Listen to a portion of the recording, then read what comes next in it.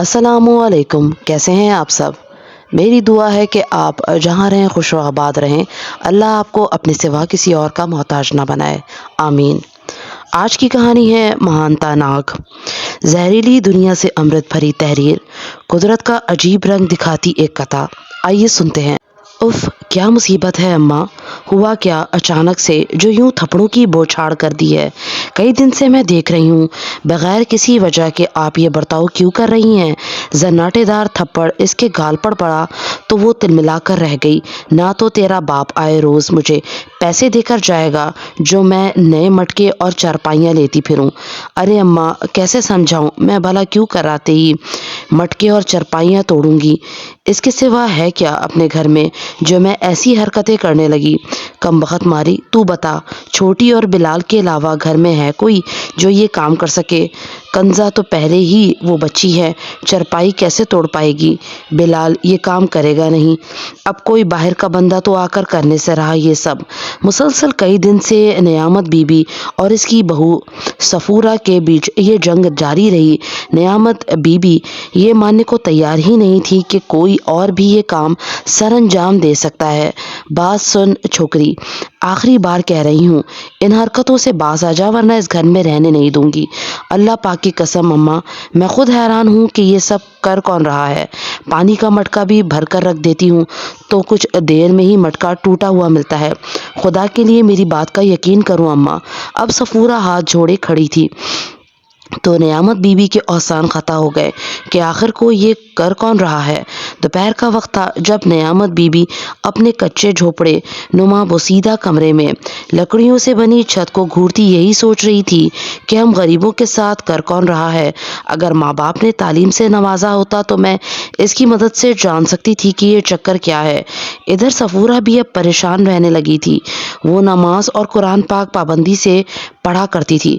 कई दिन से सास और बहू की लड़ाई देखकर वो महसूस होता रहा कि एक अनपढ़ गवार से वो बिगाड़ कुछ नहीं सकती, मगर दूसरी वाली के पास अल्लाह का इल्म है, जिससे वो खुद भी परेशान सा रहने लगा कि ये तंग आकर कुछ भी कर सकते हैं। नियामत नियामत, अचानक से अपना नाम सुनकर तन्हाई में वो बौखला सी गई। सुन ए नियामत। अब की बार वो उठकर बैठ गई कि किसने नाम पुकारा।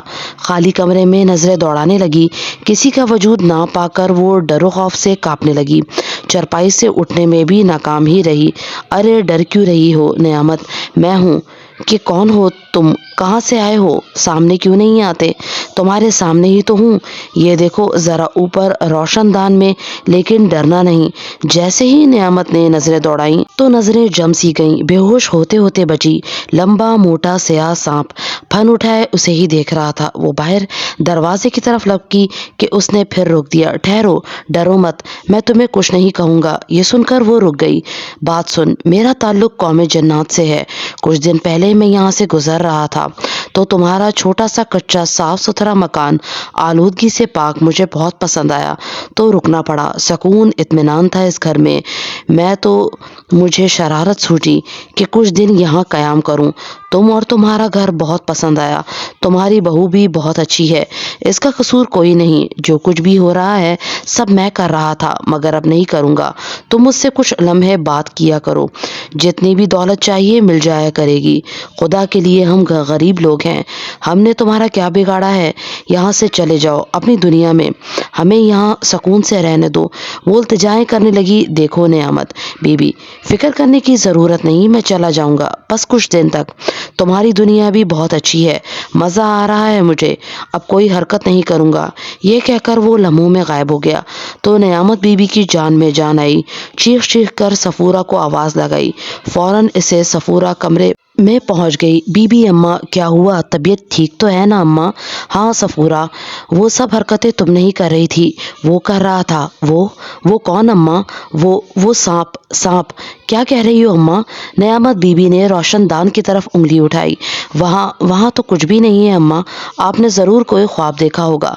जिद मत कर छोकरी, कोई ख्वाब नहीं देखा मैंने, जागती आंखों से सब देखा है। बहुत लंबा मोटा सांप आज दिखाई दिया है, मुझसे बात की है। क्या कह रही हो अम्मा, सांप भी भला बात करते हैं क्या। हाँ, वो कोई عام سانپ نہیں، جنات سے تعلق ہے اس کا۔ نعمت بی بی اب اسے تفصیل سے بتانے لگی۔ یقین نہیں آ رہا مجھے اماں۔ ایک بات پھر نعمت بی بی نے اسے 2 تھپڑ جڑ دیے۔ اری او بغیرت، تو کیا میں جھوٹ بول رہی ہوں؟ نہیں اماں، مگر میں کیا مگر لگا رکھی ہے؟ دیکھنا ایک دن تمہیں بھی نظر آ جائے گا، پھر مگر کرتی رہنا، مگر مچھ کی اولاد۔ اتنا کہہ کر نعمت بی بی کمرے سے چلی گئی۔ صفورہ بیچاری بنی جاتی ہوئی اماں کو دیکھ رہی تھی۔ ایک دن نعمت بی بی کسی کام کا کہہ کر پڑوس میں صفورہ کو 1 آدھ گھنٹے تک آنے کا کہہ کر چلی گئی۔ گھر پر اکیلی صفورہ ہی تھی تو ایک انجانی آواز نے اسے اپنی جانب متوجہ کیا۔ اجنبی آواز سن کر صفورہ حیرانی کے عالم میں ادھر ادھر دیکھتی رہی، مگر کسی کو نہ پا کر سہم گئی۔ سنو صفورہ، میں وہی ہوں جو اس دن نعمت کے پاس آیا تھا۔ آج میں اسے پیر جٹ سائیں کے مزار لے گیا تھا جو یہاں سے کچھ ہی فاصلے پر ہے۔ وہ وہاں بیٹھی ہے، اسے جا کر لے آؤ۔ لیکن تم اسے کیسے لے گئے اور کیوں؟ میری مرضی، میں جو چاہوں کر سکتا ہوں۔ اگر چاہوں تو ابھی اسے یہاں لے کر آؤں تمہارے سامنے، مگر میں ایسا نہیں کروں گا۔ تم لوگ خود جا کر دیکھو تو جان لو کہ میں کیا ہوں اور کیا کر سکتا ہوں۔ کوئی جواب دیے بغیر صفورہ بھاگتی ہوئی پڑوس میں گئی تو پتہ چلا نعمت بی بی ابھی تو یہاں تھی۔ چند منٹ پہلے انہیں پتہ ہی نہیں چلا کب اور کیسے یہاں سے چلی گئی۔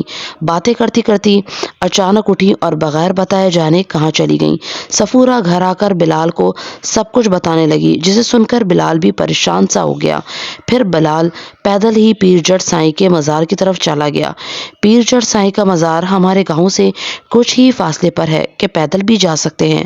مزار پر پہنچ کر بلال نے دیکھا کہ اماں وہاں بیٹھی ہوئی تھی۔ ارے اماں، آپ یہاں کیسے آئیں؟ بس بیٹا، میں خود نہیں جانتی کہ کیسے یہاں آئی ہوں۔ میں تو پڑوس میں عورتوں سے باتوں میں مصروف تھی، پھر پتہ ہی نہیں چلا کہ کب بلال اماں کو لے کر گھر آ گیا۔ یہ جان کر کہ اماں واقعی پیر جٹ سائیں کے مزار پر تھیں، صفورہ بے ہوش ہو گئی۔ بہت مشکل سے جب اسے ہوش آیا تو وہ بہت سہمی ہوئی تھی۔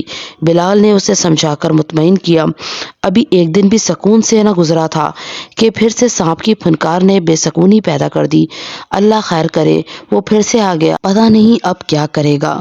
نعمت جی، کیسی ہیں آپ؟ تم پھر آ گئے؟ اپنی دنیا میں تمہیں کوئی چین نہیں یا کوئی ملا نہیں جو یہاں ہمارا جینا آرام کرنا چلے آئے؟ پسند تو بہت ہے مجھے ہماری دنیا، مگر یہاں مزہ آ رہا ہے۔ بہت تھوڑے ہی دن یہاں ہوں، پھر تم سکون سے رہنا۔ اچھا، مجھے ایک بات سمجھ نہیں آئی۔ اب نعمت بی بی کا ڈر کچھ حد تک کم ہو گیا تھا۔ جنات میں تو اکثر یہ دیکھا گیا ہے کہ کنواری لڑکیوں پر عاشق ہوتے ہیں، پھر تمہیں مجھ بڑھیا میں کیا نظر آ گیا؟ ہاں، تمہاری بات بالکل ٹھیک ہے، بس تمہارے گھر میں بہت سکون تھا، ایسا سکون میں نے کبھی اس دنیا میں نہیں دیکھا، تو مجھے گمان سا ہونے لگا کہ کہیں یہ ہماری تو ہی دنیا نہیں، لیکن یہ صرف گمان ہی رہا، اس لیے چند دن کے لیے رکنا پڑا۔ اچھا، بس دیکھ لیا نا سکون، اب اپنی دنیا میں چلے جاؤ۔ میری چھوٹی بیٹی بھی ہے، اگر اس نے تمہیں دیکھ لیا تو خوفزدہ ہو جائے گی، پھر کیا کروں گی میں؟